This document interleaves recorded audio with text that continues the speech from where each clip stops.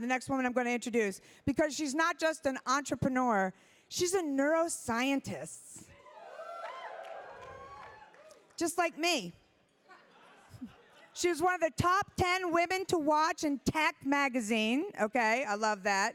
A world traveler and speaker. She's the founder of, and I want to say this right, Socos Labs. You guys, oh, I could have said anything. Please welcome, she is the chair of StartOut, Vivienne Ming. Pick up. Oh, there you are.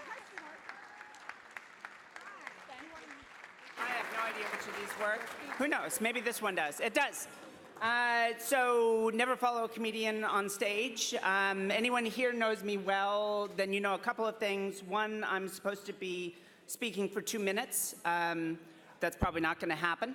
Another is, if you know me well, you know I'd actually much rather be at home.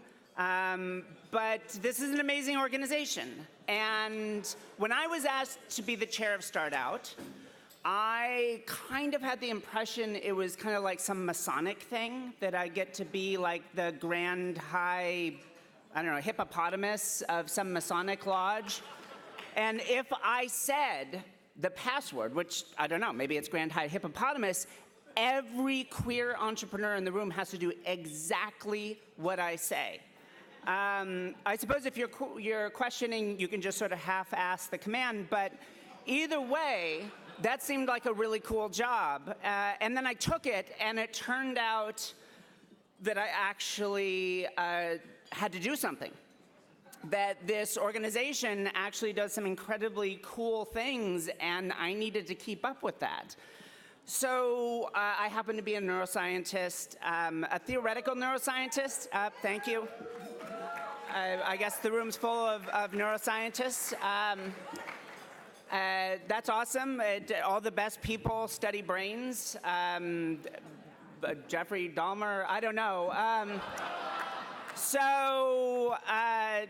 I thought I could offer something as a scientist. So 2 years ago, I got to co-author this incredible report that we did at StartOut, where we were able to actually say the impact that gay and lesbian entrepreneurs were having on America.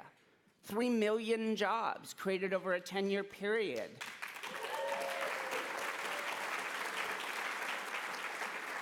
And not everything about that story was rosy. It turns out, even for the white guys in the room, it's a little harder raising money when you are just a little bit bent. But it doesn't matter, because these things are changing year by year. And even as America goes through this sort of catastrophic experience of electing a maniac as jackass in the White House, that I apologize. If you disagree with me politically, you know, you're wrong. So,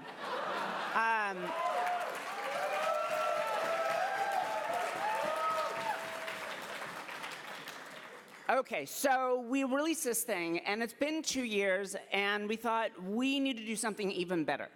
We were able to run this really cool event in DC. We had some members of Congress show up, and they said the number one thing they need is data, is numbers, something to back up why we are important, why we make a difference, not just in our own lives, but in everyone's lives. So we have a big announcement coming up next week, but as a special little preview for everyone here, we are going to release a real-time Pride Economic Impact Index, where we measure across the entire country the impact people like you have, not just on our community, but on everyone.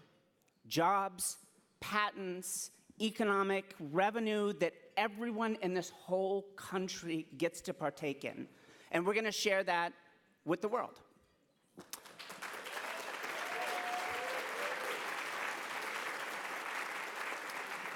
So I'm incredibly proud about this. Keep your eyes open. There's going to be some really cool aspects of this that you'll all get to see. And of course, your own contributions will be represented there and in the stories that we share, so that the world understands that we all gain when every one of us has the chance to go out and make our community better.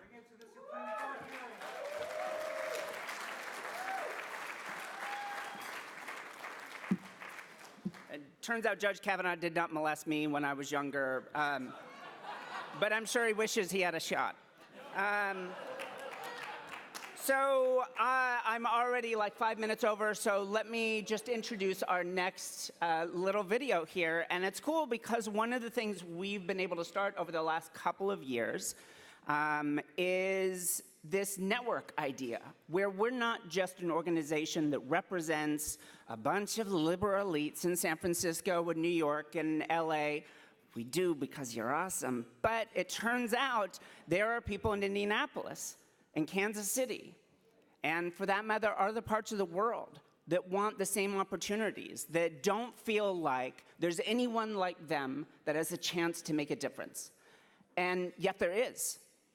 And we're creating this opportunity to connect them all together with our network. Somehow I'm supposed to say that in a way that you hear the Q at the end, but I'm not a branding person, and good God, I am so happy that I'm not. But we have 3,200 members in 50 countries around the world, connected together with mentors, opportunities, funding through the StartOut Network.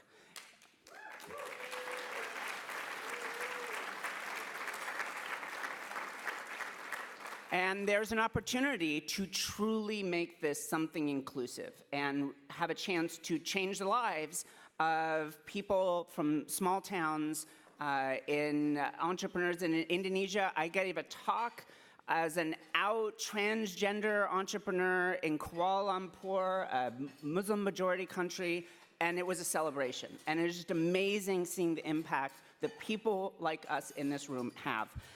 So the one thing I want to say before we kick off the video explaining the network is many thanks to all of our sponsors, but particularly Citi Ventures and Citibank that put up the money to get this thing kicked off.